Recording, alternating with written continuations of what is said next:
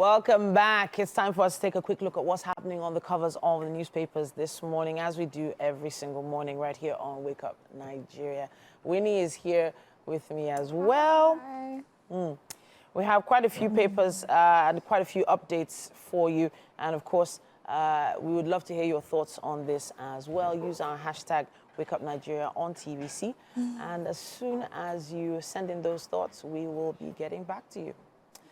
All right, then, let's see the first paper we have with us. We have the Nation newspaper. Do you have that paper with you, Winfrey? The Nation newspaper, yes, I do. You do? Okay, all right. We have this headline: Court restricts protesters to Freedom Peace Parks in Lagos. And let me see if I can zoom in here a little. It says, judge orders police to protect protesters. Bishop says, don't follow Kenya route. Work with security agencies, IGP tells protest promoters. That's the major headline there. Some other riders, we have Customs suspends import duties on essential food items.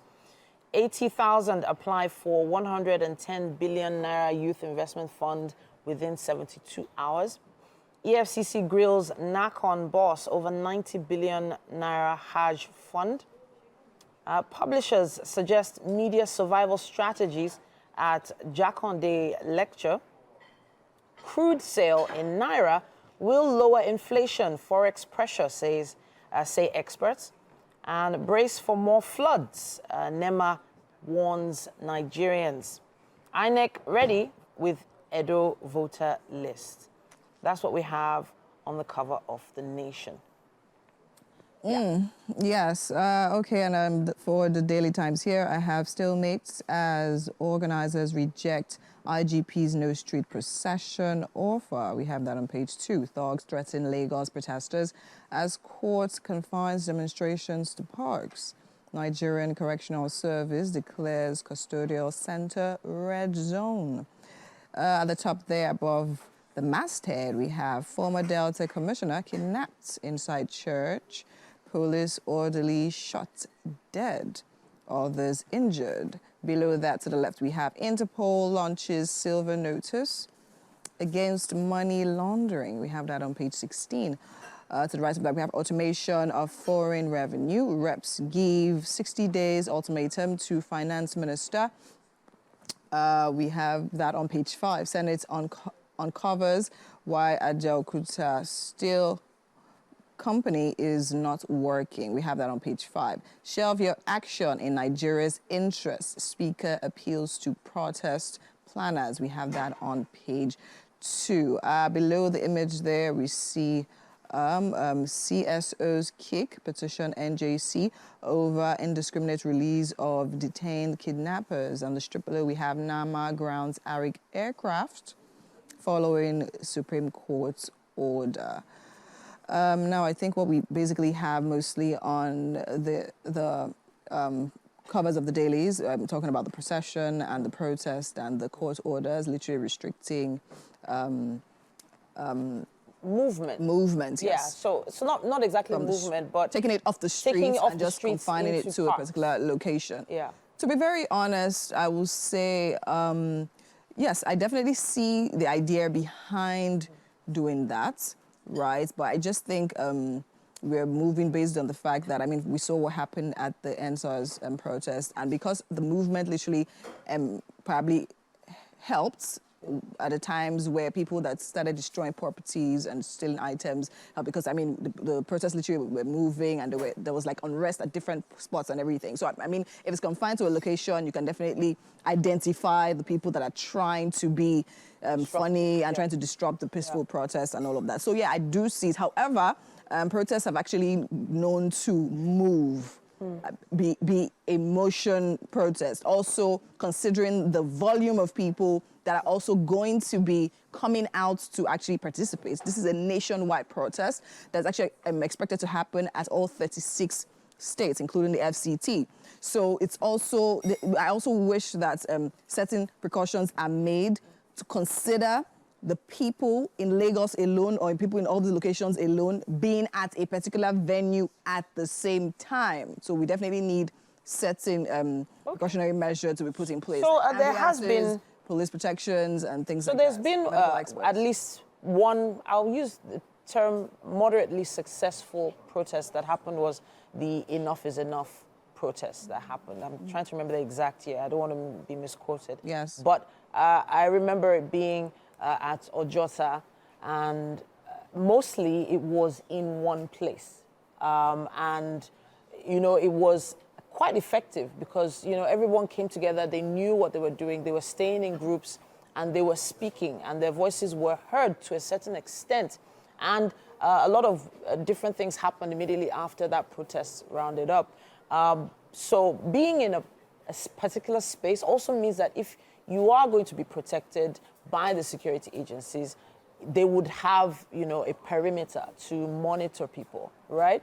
And be able to pinpoint where issues are coming up. Yes. So the issue is, if you're going along a street, there are different things on the street. There are cars, all sorts of vehicles. There are shops. There are things that, if, for instance, hoodlums wanted to take over, they would have more access to in moving crowds. I'm just saying. Yes. So from a security point of view. Of course, from a security point of view, that makes sense. But I still feel that also gathering that high number of people at In a one spot place, can also be a problem. So whether or they're moving or they're staying still, everyone should be careful. But also, I'll say that I feel like this kind of came out late because, I mean, a spot for the commencement has been, 2 spots have been actually announced for Lagos. For Lagos, on where the protest is beginning from, while the court is literally saying, oh, this is the location. So I see two different, varying opinions and things like that. And that on its own can literally even cause an unrest. Because, I mean, police might be trying to restrict people while people have this information on how they should literally move. So everybody should just be careful and just make sure it's peaceful.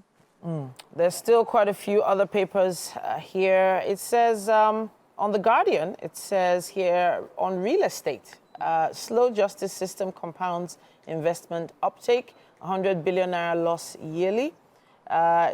It says also here, there's an infographic there that might interest you, should you pick up the cover of, or rather the newspaper called The Guardian. We have the New Telegraph here as well. We have August 1st youths rage, organizers reject IGP's proposal for confined protests, it says here. Insist on street processions, pages 2, 5, and 28. Have more information on that. Above the masthead here, it says H124 revenue gathering, or rather generating agencies earnings up to 112.9% to 436.03 billion naira. NPR say economy to remain under pressure in H2 24, according to analysts. Let's see what else we have here on the cover of the New Telegraph. On the Jakonde lecture, Google, Yahoo, Facebook, others should pay for using our media publications. Obaigbena says here, Sam Amuka urges media owners to put on their thinking caps. Interesting. Why Ndigbo North won't participate in hardship protest by Southeast Elders Forum, ACF, pages 3 and 4 have information on that. And let's see, on the NIN-SIM verification, it says here, MTN shuts down offices nationwide over attacks. Now, that is something that's been in the news for the past few days. And them actually shutting down their locations, all the locations across the country. I don't know if that needed to happen, because apparently, according to reports, we heard that they reinstated or they reconnected all the SIMs that had been barred.